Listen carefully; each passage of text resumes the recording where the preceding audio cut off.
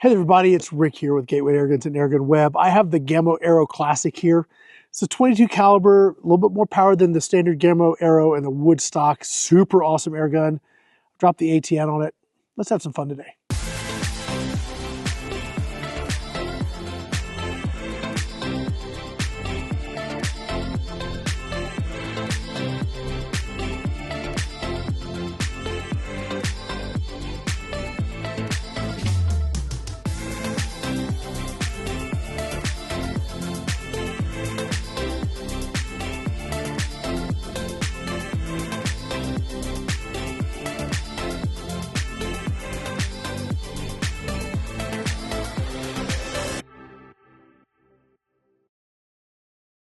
All right, guys, we have the Gamo Arrow Classic here. It's a 22 cal, bigger, well, not really bigger, certainly nicer, I think, than the Gamo Arrow. It's a wood stock. It's got a longer tube, got more power. We're pushing over 30 foot-pounds, at least last time we shot it. So I'm excited to get back to this gun again. Super nice. It's very affordable, very accurate. Got that juice to take out small game and do some pesting around the yard. Very, very cool. If you want to shoot open sights, you got that. We kind of cheated today. I don't know if it's cheating. Is it cheating? It's probably not cheating.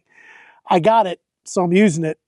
I threw the X-Sight 4K Pro on here, 5-25, super nice scope.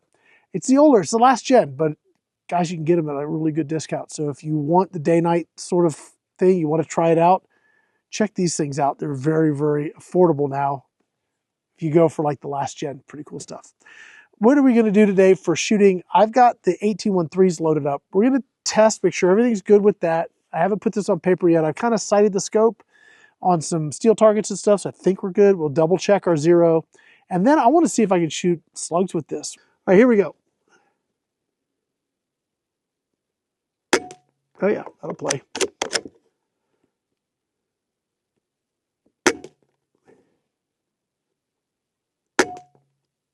Okay, super quiet this thing is. I think the shot groups are going good.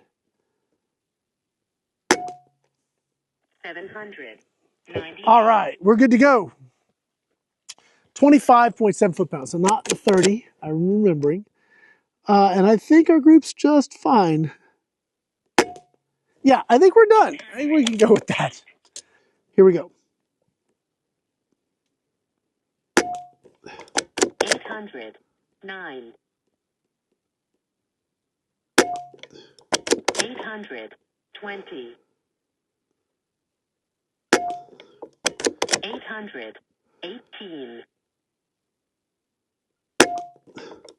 800. 20. Okay. 823. All right, we're out. Okay, so I was running into a bit of a problem, and that is with the slugs, they don't want to seat all the way. I mean, they do, but you really got to push this all the way forward to make sure it catches, and it wasn't. So I was like, what is going on? And that was all me. So I'm just going to do a 5-shot group on the next bull, and let's see how we do here now that I know what's going on. Here we go. 780. 790. 788. 789. 787. All right. Well, we'll see this. We'll see if that works here. 5 shots. Here we go. 1. 687. 2. 686. 3. 691. 4. 696. 5. That's 600. it's not bad, really. Here we go. 5 shots, bottom left bull with the slugs. 700. 3. 700. 3. 700. 3. 700. 7. 700. 700. 5. That's pretty consistent for an unregulated gun. 5 shots, top right. And if I can, this is a tricky hold because it doesn't actually have an aim point. So I'm kind of doing some Kentucky windage here. Aiming a little bit left, a little bit high. Let's see if I can put 5 shots consistently in the black here. Make sure we're locked. Yeah, see, we weren't locked in all the way. The slugs tend to not want to seat all the way properly.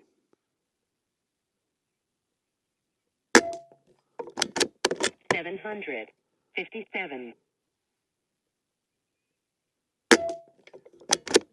760.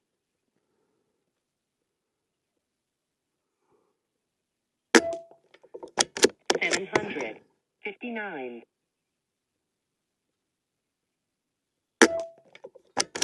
763. Didn't lock. 755. Didn't lock into place. I don't know where it went. There it is. 700. Okay. All right, so the JSBs, I mean, they're mainstays for this gun. The pellets are the slugs that surprised me on the other gun, happen to be the ones that surprised me here. Now, we had one get away from us, but, I mean, that's 4 shots, and that was with the 216s. So that is some real potential. The 217s are here. The 216 Mark IIs are here. And then we get to the FX, which are here. Now, those are actually also pretty good. I mean, I think we could get some pretty good results out of this with some slugs if we spent some time with it. The challenge that I found was in making sure that when you close the cocking handle, that it's seated all the way. It would tend to, you think it's there, but it's not, and then it would do that bounce back, make a noise, scare you. And that's no fun. You don't want that. This makes for a bad shoot day. So if you are going to run slugs in something like this, and really, this really kind of goes with any of the PCPs that aren't maybe specifically designed for slugs, you got to make sure that they seat all the way, because a pellet only grips the barrel in a couple little places, where the slug is just kind of just as you're shoving a, I don't know, you got a lot of engagement into the bore all the way down the side of the edges of the slug. So it's a lot more resistance when you're putting this in there. So you got to make sure that you get it seated all the way. And then according to this, I mean, you might have some options. So that's just a little handful of slugs that we tested today. There's a whole lot more slugs on the market. And I would like to try some more just to see if we could get one that was like really, really, really good. Again, we're only at 26 yards today, but if we find something that works, we can stretch it out and see how good she can do at further distances. This is a super affordable gun, so I think it's just over a couple $100. It's not a huge investment to get something like this. And if you don't want to run a big fancy scope, you got open sights too. So it's got a lot of advantages there if that's something you guys are into. This is a Gamo Arrow Classic. We know it's a good pellet shooter, and it looks like it might not be a half bad slug shooter too, if you found the right slug. That's going to be it for now. We'll say thank you to all of the folks that help us keep this going. Gamo USA, JSB, ATN Optics, just a bunch of folks that help us do what we do. So huge thank you to you guys. Also to our Patreon members and our Officers Club members. And of course, you guys for watching. Really do appreciate you taking the time and hanging out with us today. My name's Rick here with AirgunWeb and Gateway Airguns. Thanks for watching.